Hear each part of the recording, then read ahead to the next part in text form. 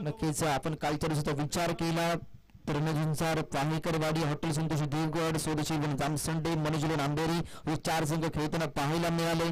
त्यामधून मनोज आंबेरी आणि स्वदेशी जामसंडे 2 संघ क्वालिफाय झाले. बिग हिट केला, बॉलला फेकून देखील दिला, बॉर्डर लाईनच्या पलीकडे षटकार पाहायला मिळाला. रिप्ले मध्ये आपण पाहू शकता.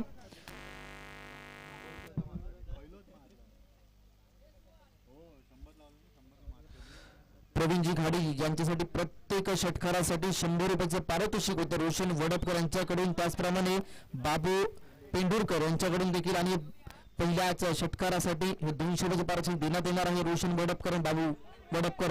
दुसरा देखील खेळलाय, बॉलला पुन्हा एकदा फेकून दिलाय, बॉर्ड लाईनच्या पलीकडे षटकार पाहायला मिळालाय. रोशन वडपकर यांना मात्र खिशामध्ये जाता हात ठेवायचा आहे, खिशामधून हात बाहेर काढायचा नाही, या प्रकारची गोलंदाजी पाहायला मिळाली.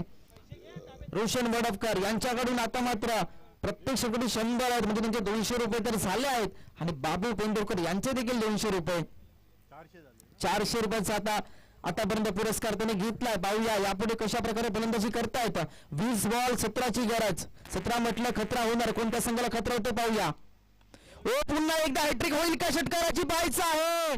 बॉल जाईल, वा क्या बात आहे. प्रवीण घाडी जबरदस्त, वा वा, हॅट्रिक झाली आहे. षटकारांची पहिली हॅट्रिक पाहायला मिळते प्रवीण घाडी यांच्या बॅट मधून.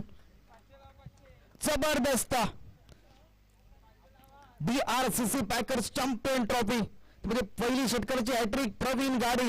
अनुभवाचे बोल त्याने दाखवले, एक्सप्रेस